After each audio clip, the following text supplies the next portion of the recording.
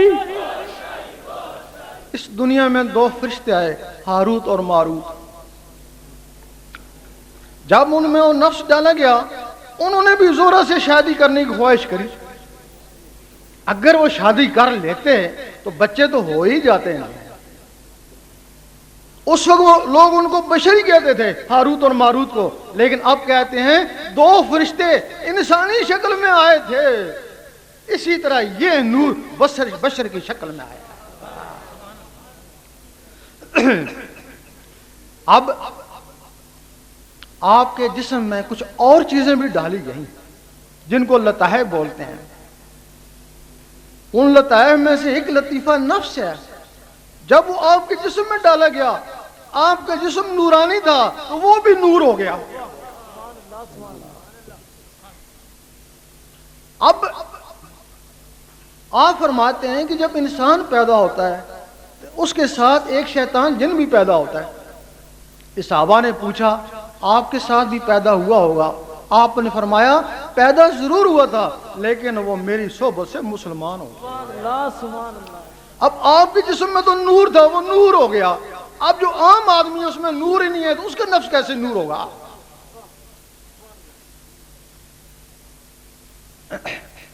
یہ جو گوشت ہے یہ کوئی ناپاک نہیں ہے.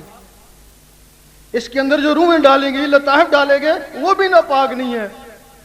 لیکن جب اس کے اندر نفس آیا تو یہ جسم ناپاک ہوا. بلے شاہ فرماتے ہیں اس نفس پلید نے پلید کیتا اسا منڈو پلید نہ سے. ہم کوئی پلید نہیں تھے لیکن جب یہ نفس آیا تو ہم ناپاک ہو گئے. اب جب ناپاک ہو گئے، نبیوں کے نفس مطمئنہ ہے، وہ انسانی شکل میں، لیکن عام آدمی کے نفس کتوں کی طرح ہیں.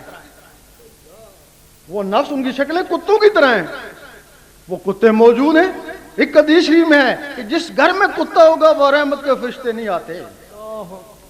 وہ اس نفس کتے نے کہا میں نہیں، وہ کتا مجھے نہیں کہا گیا، وہ نہیں اسی کو کہا گیا. وہ کتا تو آدم علیہ السلام کے لیے حفاظت کے لیے جنت میں بنایا گیا تھا. آج تک وہ حفاظت کر رہا ہے. گھر میں ہی ہوگا تو حفاظت کرے گا نا. اگر گلی کے کونے میں باندھا ہوگا تمہاری کیا حفاظت کرے گا؟ وہ کتا نہیں، یہ کتا، یہ اس کا گھر ہے. یہ جس کے اندر یہ کتا ہے اس کو نفس امارہ بولتے ہیں، وہ ناپاک ہے. حدیث شریف میں ہے کہ کچھ لوگ قرآن پڑھتے ہیں، قرآن ان کے اوپر لعنت کرتا ہے. وہ جن کے نفس کتے ہیں واقعی وہ قرآن پڑھتے ہیں، قرآن ان کے اوپر لعنت کرتا ہے. مجد صاحب فرماتے ہیں مبتدی کو چاہیے کہ پہلے ذکر اللہ کرے. قرآن ان لوگوں کے قابل نہیں ہے جن کے نفس کتے ہیں. اپنے نفس کو ذکر سے پاک کرے، اپنے نفس کو ذکر سے پاک کرے. جب نفس پاک ہو جائے پھر قرآن پڑھے، اس وقت ایک لمحہ فکریہ 100 سال کی عبادت سے بہتر ہے. نعرہ تکبیر، نعرہ رسالت، رہبر رہنما. اب رہا سوال کہ نفس پاک کیسے ہو؟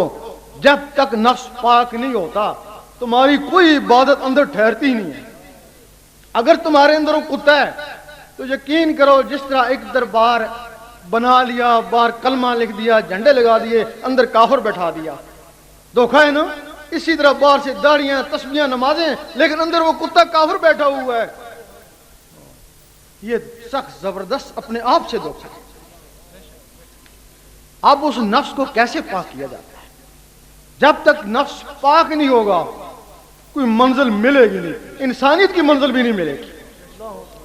کیونکہ جیسا اس کا نفس ہوتا ہے باطن والوں کو وہ ویسے ہی دکھتا ہے. ایک دفعہ رابعہ بصری رحمۃ اللہ نے اپنے غلام کو کہا کہ تیل لے آ، لیکن کسی انسان سے لینا. تو وہ کہنے لگا مجھے تو سارے انسان لگتے ہیں. انہوں نے اپنا ایک بال دیا، اس بال کی گولائی میں دیکھ لینا، جو انسان نظر آئے اس بال کی گولائی میں اس سے تیل لینا. وہ سارا دن گھومتے رہے. وہ کوئی گدھا نظر آ رہا ہے، کوئی کتا نظر آ رہا ہے. بڑی مشکل سے ایک آدمی جو ہے نا وہ انسان نظر آیا اور اس سے تیل خریدا. اس کا نفس پاک تھا. شاہ عبدالعزیز رحمۃ اللہ کے زمانے میں ایک عورت ننگی گھومتی، لیکن جب شاہ عبدالعزیز کو دیکھتی تو پردہ کر لیتی. खलीफा कहता है कि क्या वजह है, आप बूढ़े भी हैं, आपसे ये पर्दा कर लेती है, हम जवान भी हैं, हमारे सामने नंगी घूमती रहती है। शाह अब्दुल अजीज ने फरमाया कि ये अंगूठी ले जाओ, अब जब वो औरत है तो ये पहन लेना, फिर तुम्हें राज का पता चलेगा। जब वो औरत आई तो उन्होंने अंगूठी पहनी। देखते हैं सब इंसानों में कोई कुत्ता है, कोई गधा है, कोई बैल है, अपने आप को देखा बकरा, सिर्फ अब्दुल अजीज और वो औरत इंसान नजर आए। उस वक्त शाह अब्दुल अजीज ने कहा कि वो कहती है मुझे सारे जानवर नजर आते हैं, मैं पर्दा किससे करूं। वाह सही बात। अब वो नफ्स पाक कैसे होता है? एक बाहर की नमाज रोजे उस तक नहीं पहुंचते, वो तो अंदर है, वो तो नसों में है, तुम बाहर से उसको डंडे मार रहे हो। ये नमाज रोजा इतना है कि बस डंडे उसको मारे सांप को, लेकिन अंदर वो धपका हुआ है, जब डंडे छोड़े फिर वो बाहर निकले।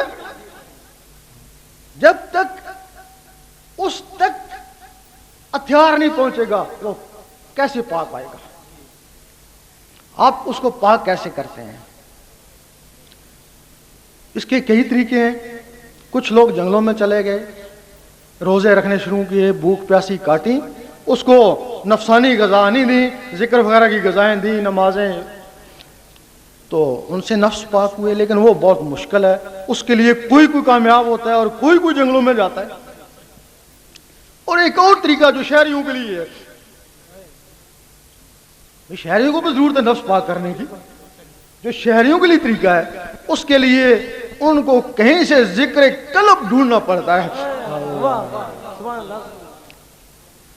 जिक्र कल्ब क्या होता है? अब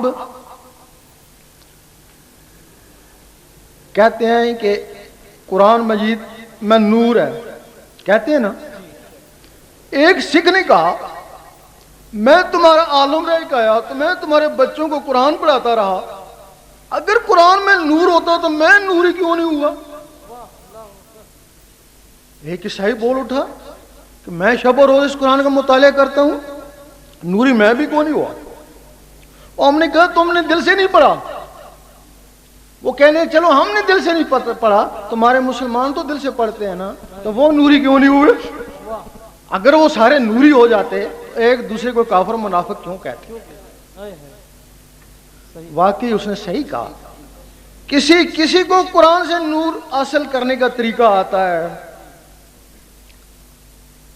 हर कोई कुरान से नूर हासिल नहीं कर सकता है। जिस तरह बादल से टकराते हैं बिजली बनती है, लोहा लोहे से टकराता है चिंगारी निकलती है, कुरान की आयतें जब आयतों से टकराती हैं तो नूर बनता है ना। आप कुरान पढ़ने वालों से पूछो तुमने कभी आयतों को आयतों से टकराया? वाह। और जिन लोगों ने टकराया वो अमल बन गए।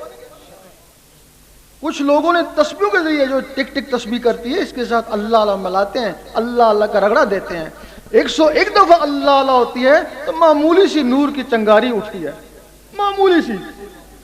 लेकिन ये क्या करते हैं 10-12 दफा अल्लाह अल्लाह करी और पूछते हैं भाई क्या हाल खैरियत है, वो तसलसल टूट गया, अब नूर कैसे बनेगा? कुछ लोगों ने फिर वो राह सीख लिया, ये दिल की धड़कन है, ये भी तस्बीह है, दिल की धड़कन के साथ अल्लाह अल्लाह मिलाना शुरू कर